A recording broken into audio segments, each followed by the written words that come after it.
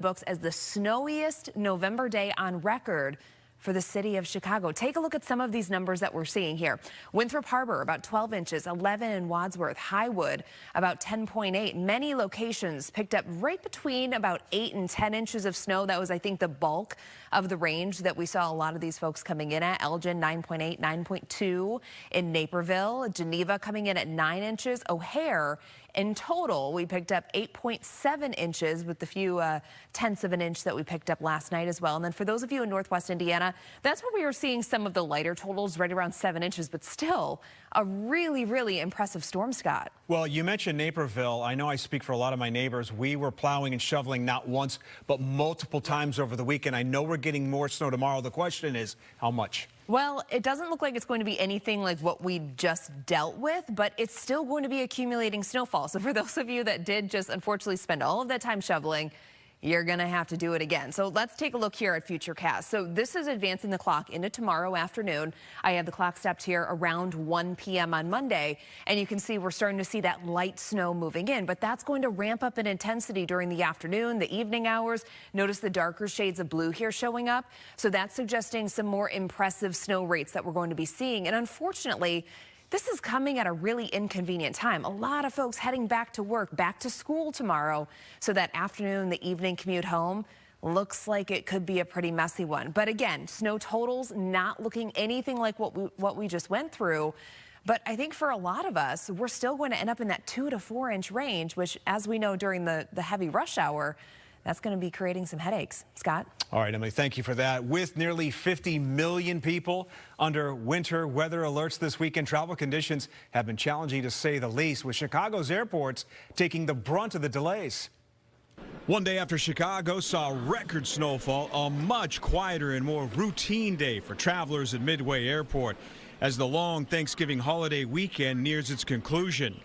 A far cry from just 24 hours earlier when both of Chicago's airports saw some of the longest flight delays in the country. We're traveling to Reno, Nevada, and we've been delayed for about 3 hours. Complicating this year's travel experience, the recent and unusually warm Thanksgiving weekends. Honestly, what's making this kind of seem more unusual for a lot of people is the last couple winters, we've kind of been more on the mild side. December's been fairly dormant from a snow perspective. According to Flight Aware, by Sunday afternoon, there were more than 4,000 flights delayed nationwide. After a 4-hour-long delay at O'Hare on Sunday that didn't guarantee her a trip home, B.J. Dawson Chisholm made the decision to improve her chances. She gave up her ticket, got into a car, and headed to Midway.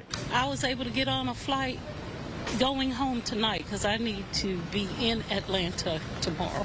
In Indiana, nearly 2 million residents hit the road for the Thanksgiving holiday, traveling more than 50 miles to their destination. And yet for hundreds of motorists, slick conditions would prove too much, derailing their weekend plans. It's really unfortunate that this weather comes on a very busy holiday travel day, but that's the hand that we were dealt.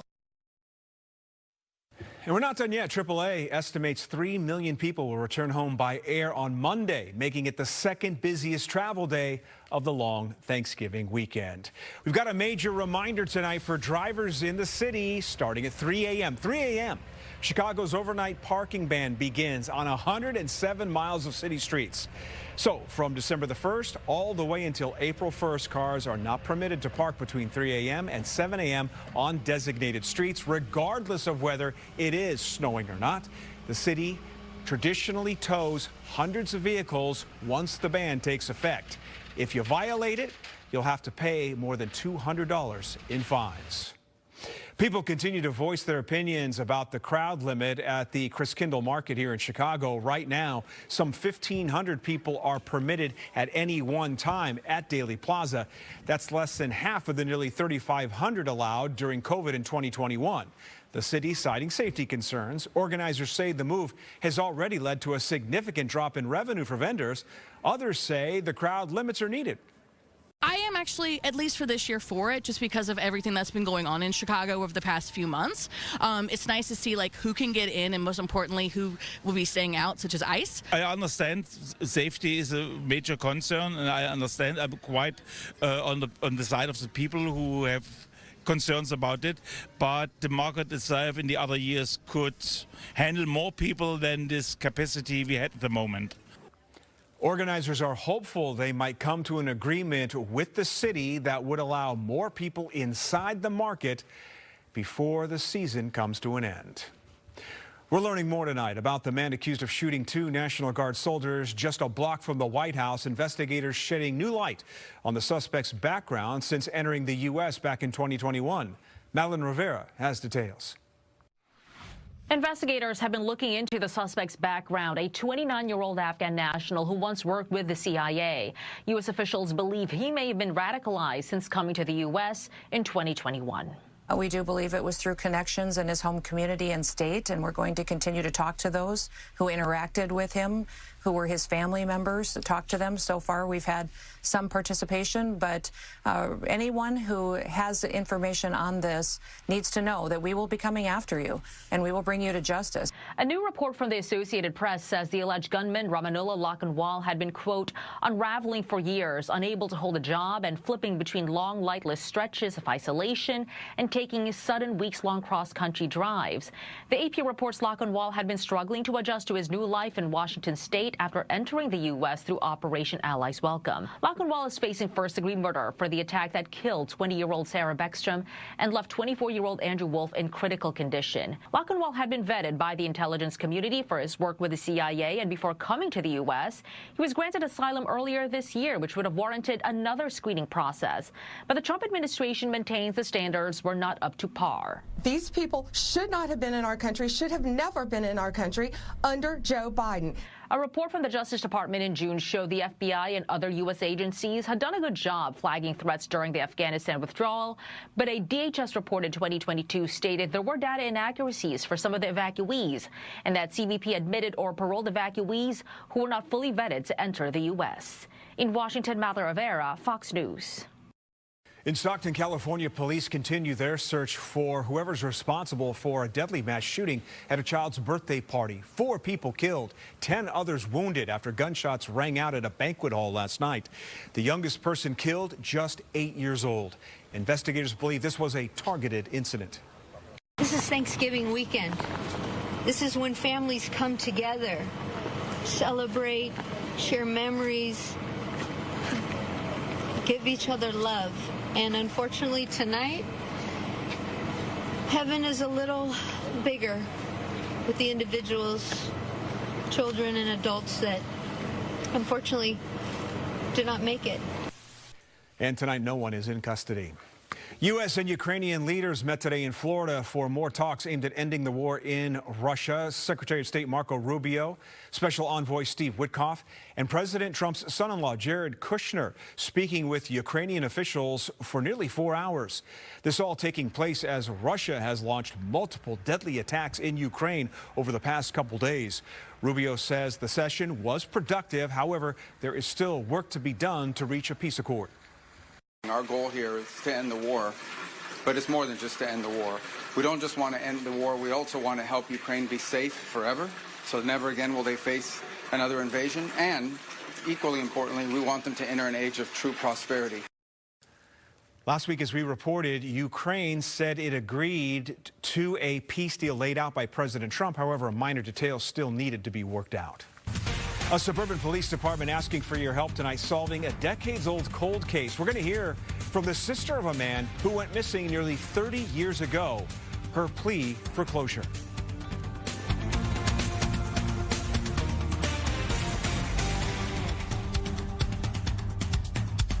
No matter.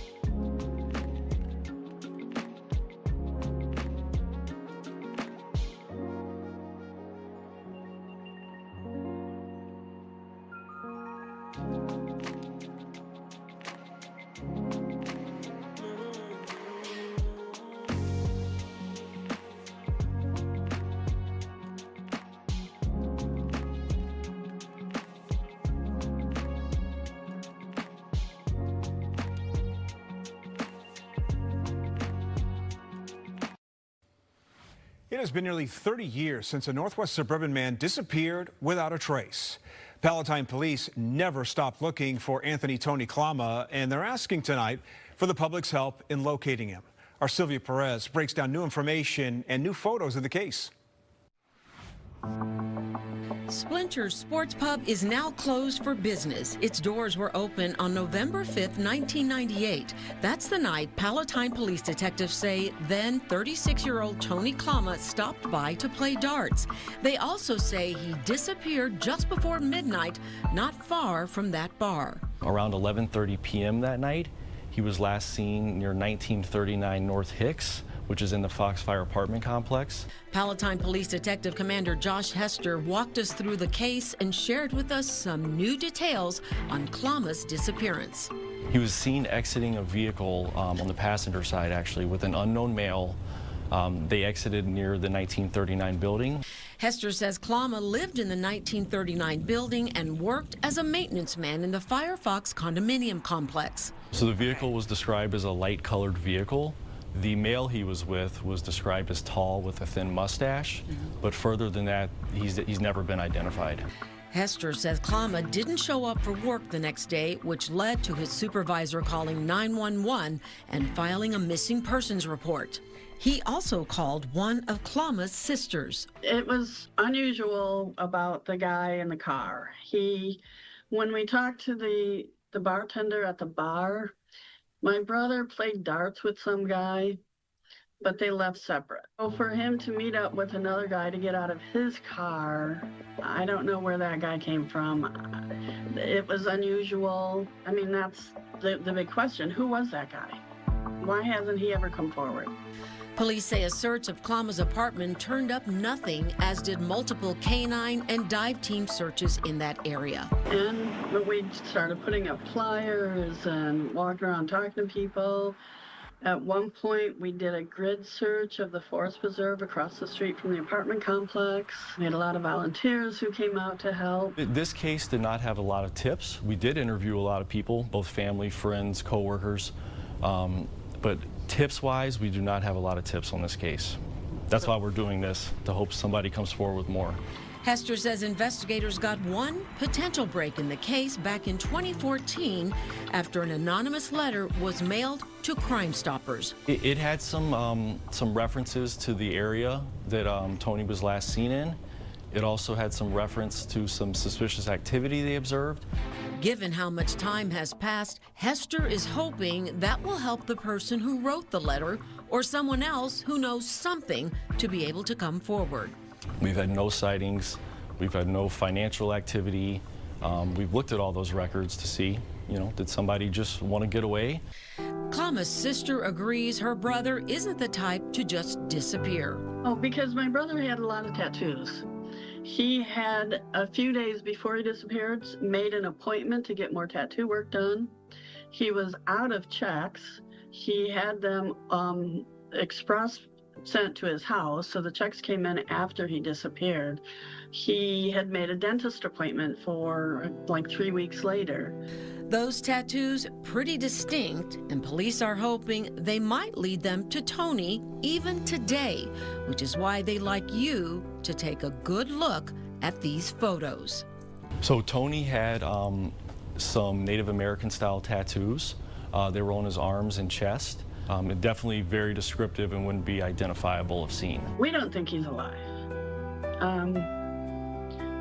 We accepted that a number of years ago, maybe 15, 20 years ago.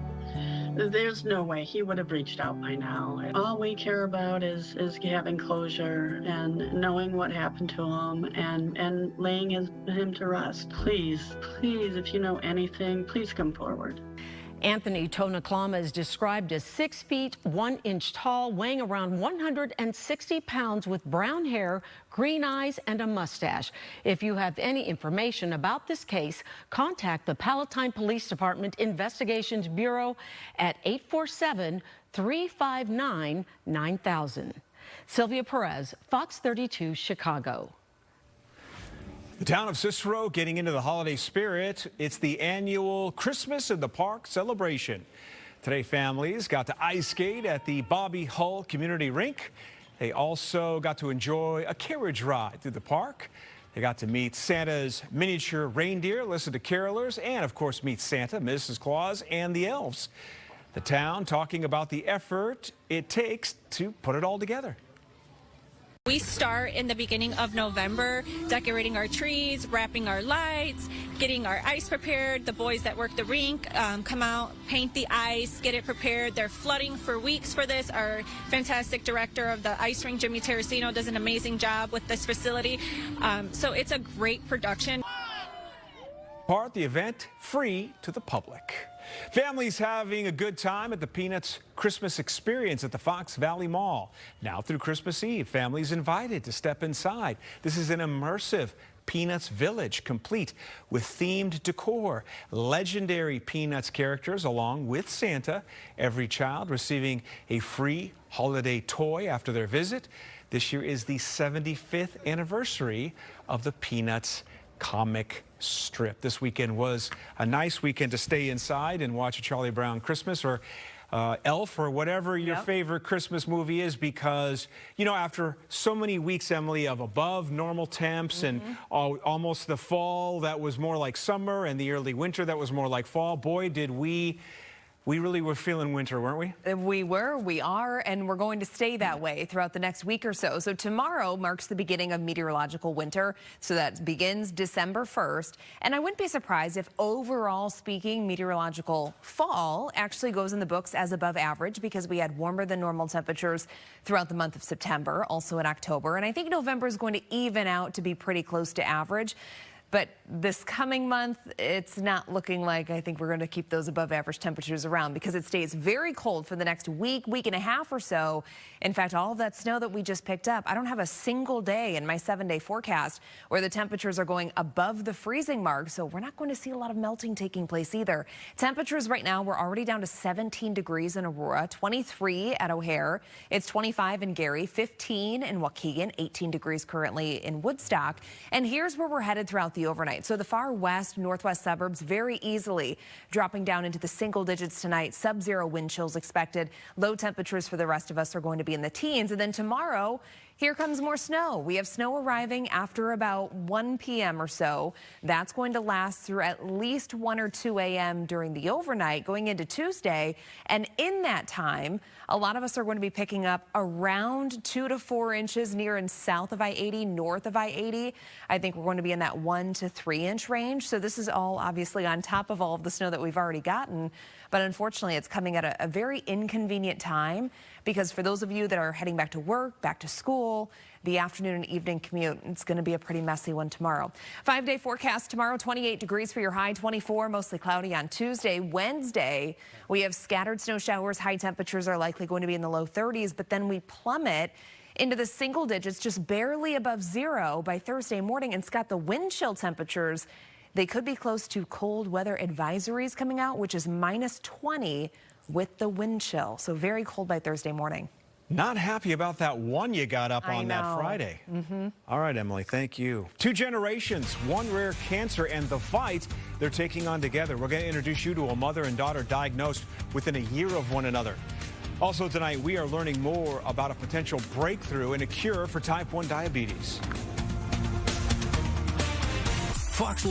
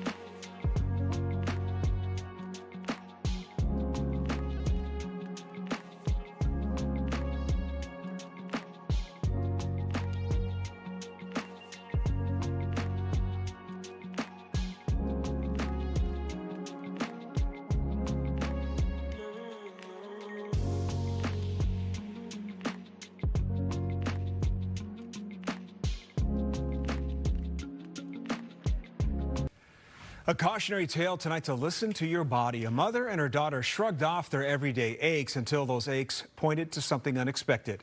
Terrence Lee telling us how their experience is reminding us all how important it is to listen when your body speaks. I was just feeling really sore, kind of general soreness like you would feel after you work out too hard. Pain like that usually fades. This did not. It pushed Carly into a Northbrook ER for what she thought would be quick blood work. They said, nope, we're admitting you to the hospital. And after probably one day, tons of tests, they pretty much verified that I also had multiple myeloma. And we were like, what? That shock carried contacts and a lot of it. She was 42, otherwise healthy, with 2 young kids, an active life, and a mom who had just been told the same thing a year earlier. After the x-ray was taken, they said that that was indicative of multiple myeloma. About 35,000 Americans hear this each year. Multiple myeloma is a blood cancer that starts in the marrow. It's not common, it rarely runs in families, and most people are diagnosed later in life. I call it a disease of the Medicare population. So the median age at diagnosis really is right around 65. Dr. Robert Rifkin treats myeloma across the country. He says it starts in plasma cells that help you fight infection and can lead to weak bones, low energy, and trouble for the kidneys. And the part that shakes so many, there is no known cause or cure. Many live with it long term. I've been through multiple treatments, and this last one is the one that seems to be doing the trick here, to put me in remission. Treatments range from targeted therapy, immunotherapy, and chemotherapy. For Carly, it was a stem cell transplant, but relapse is the shadow every patient lives with. It's always in the forefront of my mind. It never goes away, knowing that I have this. Don't even think about it. That's great. Living my normal life, I really, except for the days when I have to go to get treatment, which is once a month, I know I have it then. The days that I have to refill medication, fine. What they do think about is each other. She has more chutzpah than I do. I didn't have any doubts that she was going to get through this. If I can get through it, she more than could get through it. And their hope. That resilience now lives alongside new options. I started my fellowship. The median survival was 1.5 years, and now I have many patients over 20 years. And numbers like that turn fear into faith, and that faith into action, starting with paying attention to your health, a lesson they learn together. Listen to what these doctors are telling you, and like Carly said, stay positive. Hold on. I would let me just say, yes, listen to the doctors, but also be an advocate for yourself. Oh, absolutely. Dr. Rifkin adds most people do not realize how much simple blood work can actually reveal. If something in your body does feel off, especially for more than a few weeks, get it checked out. You can also learn more through Multiple Myeloma Research Foundation and the International Myeloma Foundation. A potential breakthrough in curing type 1 diabetes. Researchers at the Stanford School of Medicine say they have found resetting the immune system in mice and creating new insulin-making reversed the disease in all 19 mice in the study. They also say the mice did not experience any major side effects. Type 1 diabetes requires lifelong management, including insulin injections, blood sugar monitoring, and a healthy diet. Although the research was only conducted on mice and required radiation, health experts say people may eventually be able to undergo this treatment. A man is facing federal charges tonight after he's accused of setting a woman on fire on a CTA train. We're going to hear from a woman who says prosecutors dropped her case after the same suspect beat her several years ago. And I'm tracking another round of accumulating snowfall that's going to arrive Monday afternoon, lasting into Monday night. But that's not our only snow chance this week. We have 2 other rounds that are coming our way by Wednesday and Friday. Those details coming up.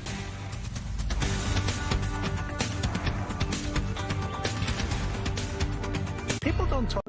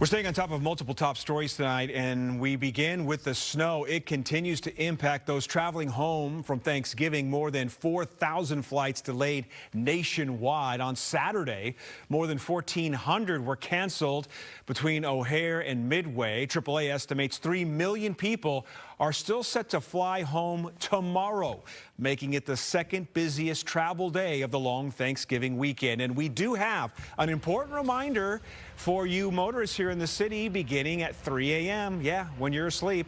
Chicago's overnight parking ban begins in earnest. We're talking about 107 miles of city streets. And this one, it sticks around, it lingers. So from December the 1st through April the 1st, cars are not permitted between 3 a.m. and 7 a.m. on designated streets, regardless of whether it snows or not.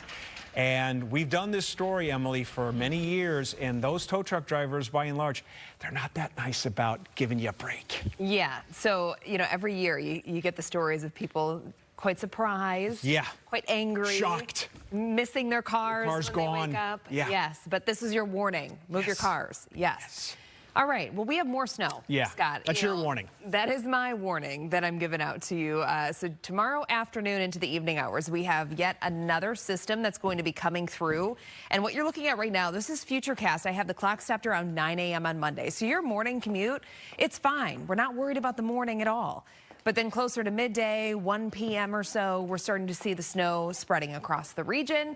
That's going to continue through the afternoon. And then by evening, it's going to be a little bit heavier, a little more steady.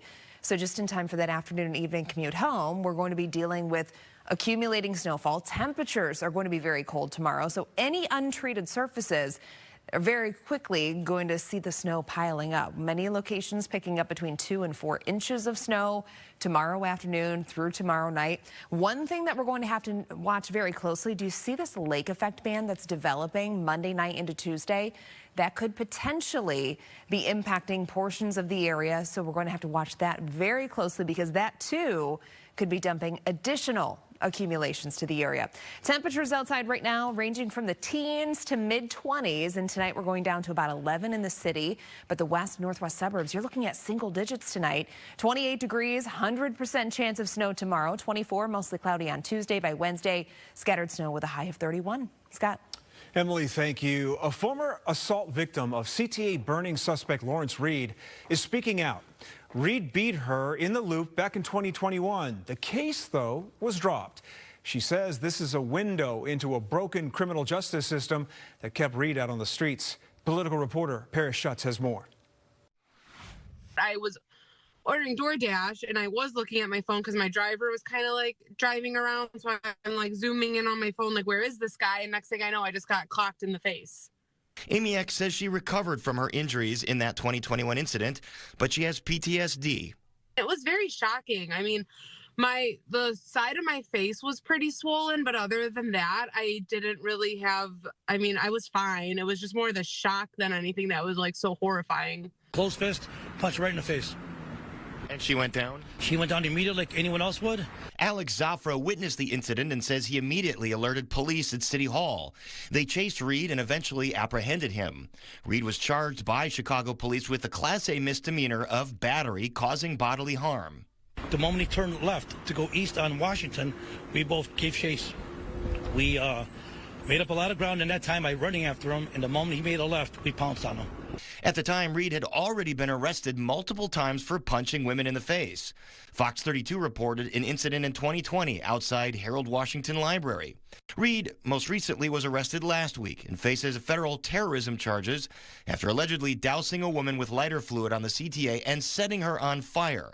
It came after a Cook County judge ordered Reed released on electronic monitoring for aggravated battery charges after punching a nurse in the face, despite Cook County prosecutors arguing forcefully for him to be held in jail.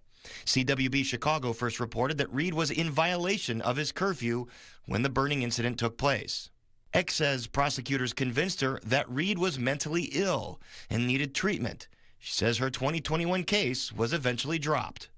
They told me that if he promised to get treatment and to take it seriously, would that be okay? And like in hindsight, I should have said no, but you know, it was, you know, you're in a courtroom. It was kind of scary. It was a lot of pressure. And I was like, okay, like if this is for real and he's really going to take it seriously, like I didn't know what he was. I mean, I should have known what he was capable of, but you know. X says a family member notified her that the suspect in the loop burning attack was Lawrence Reed, the same person that punched her in the face. And I saw this article about a woman getting lit on fire, and I didn't even like click it. I was like, that's horrible. And I kind of kept moving on. And then someone had brought to my attention that it was him. And then I was like, oh my, and it was a little triggering for me. I don't understand how he's walking out like a free man and is able to continue to do this to people.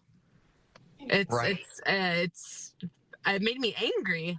We all know now he's been arrested 72 times, and maybe if they would have taken this one seriously or the one before this seriously, maybe he wouldn't have set this young lady on fire last week. Now, Cook County Chief Judge Tim Evans released a statement saying the court would review whether protocol was followed when Reed was granted release on electronic monitoring. He says they will review what needs to change inside this system, including alerting the state's attorney's office when someone is in violation. Excitement continues to grow after the Bears took down the defending Super Bowl champion Philadelphia Eagles, plus the Blackhawks snapping their 5-game losing streak. Sports is next. Fox 30.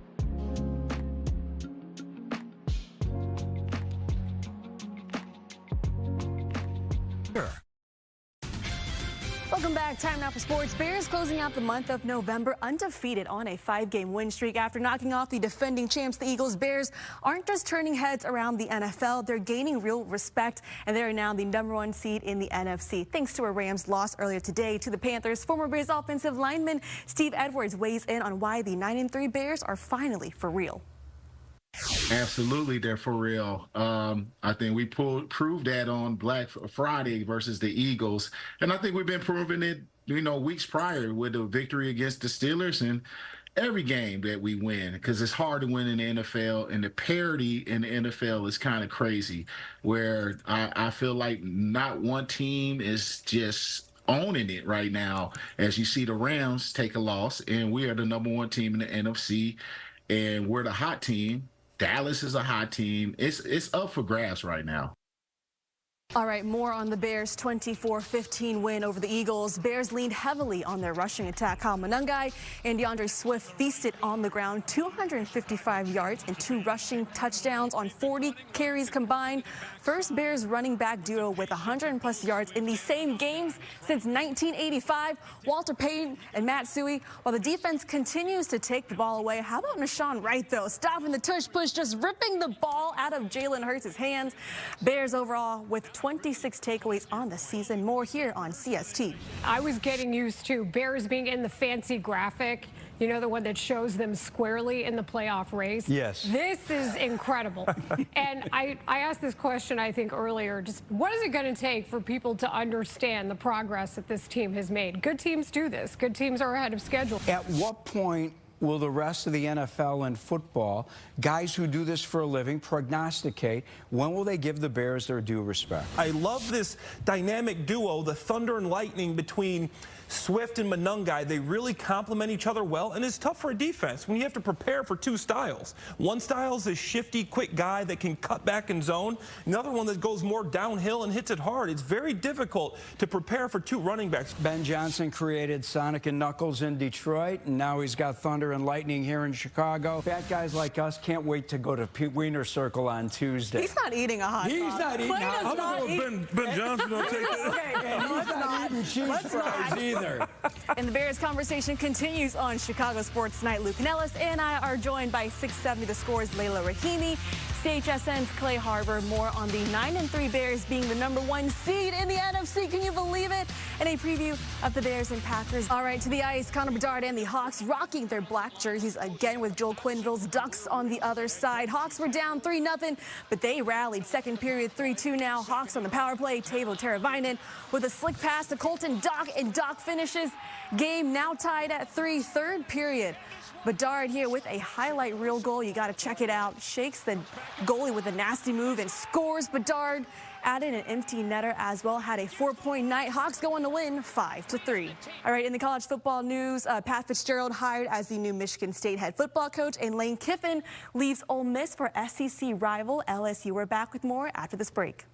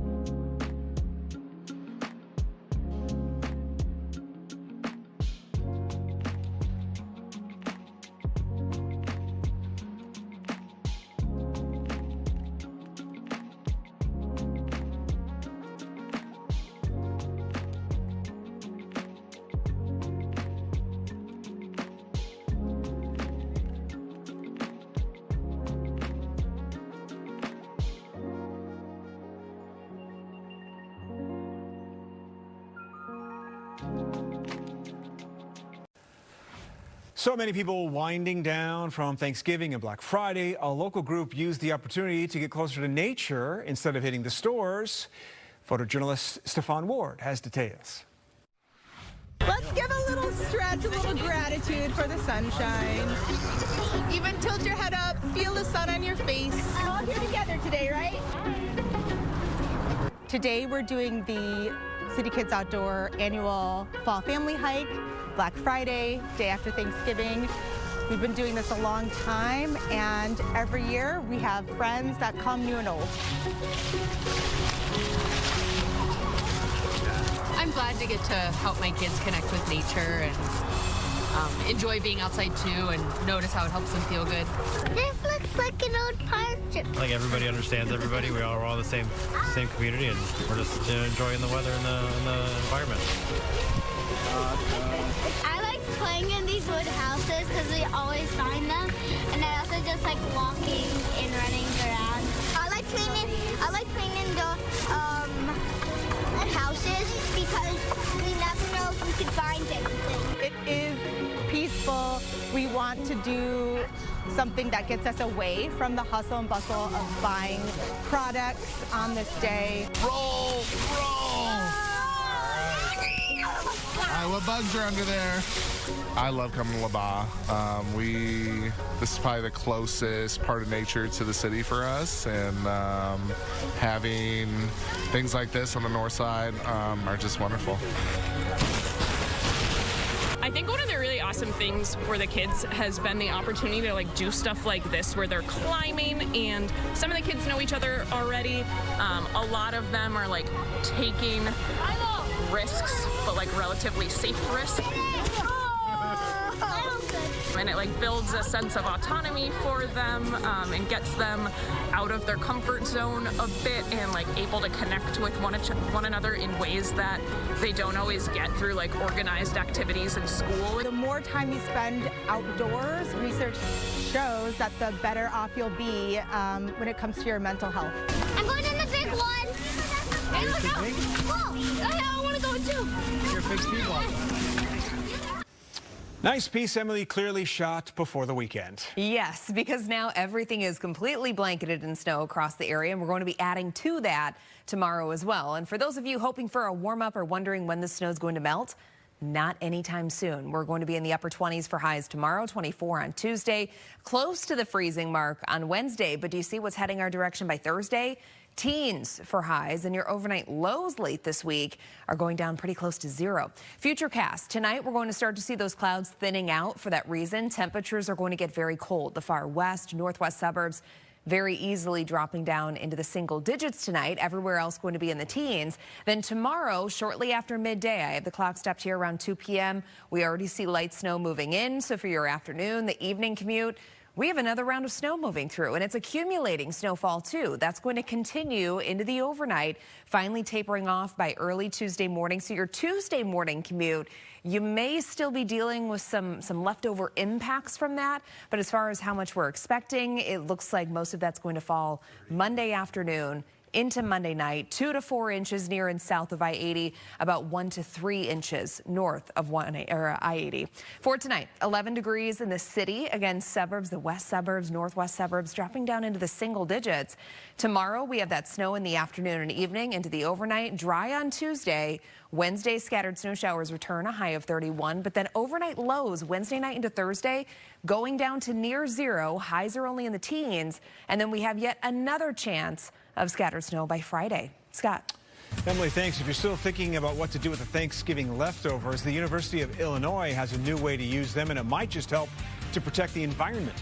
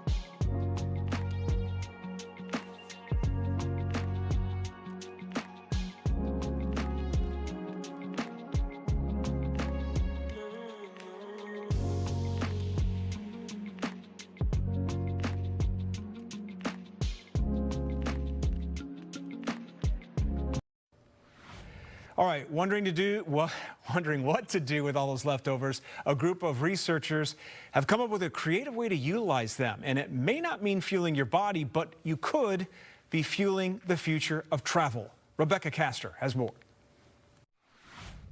After gobbling up that Thanksgiving turkey, those fan-favorite side dishes, and all the countless desserts we can't resist, it's time for the leftovers. But if stuffing your stomach with more food is the last thing you want to do after a full day of Thanksgiving feasting, there's a new plan. Convert those food scraps into jet fuel. So we try my lab, to mimic the Mother Nature's process. Professor Yuan Weizhang, a researcher at the University of Illinois Urbana-Champaign, says his lab of agricultural engineers has found a way to take excess food waste and convert it into biofuel. The team started by collecting food waste from nearby food processing plants, then using a chemical process to essentially fast-forward nature's timeline, which would normally take millions of years to create crude oil from organic matter. Now, minus the waiting, the team's food-turned biofuel has all the makings to go straight into a plane as conventional jet fuel. Think about today's economy. We are more than 80 and 90% of our daily consumer product is derived from petroleum, crude oil. So if we can supplement or replace the crude oil, then, well, the world is much nicer. But while the future of fuel could come down to what's left on the table, Sounds pretty cool. Some say they have mixed feelings about turning those leftover holiday scraps into future fuel for travel. Yeah, I'm not sure about that. I feel like most leftovers are probably not great for powering vehicles. They're better ate the next day. I love that. Yeah, I mean, we compost, so any way to make that not feel wasted, I think is a great idea. At this point, these findings are still more of a proof of concept, but researchers say it does open up the possibility of using food waste to help the airline industry eventually achieve net zero carbon emissions. In Washington, Rebecca Castor, Fox News. We're back after the break.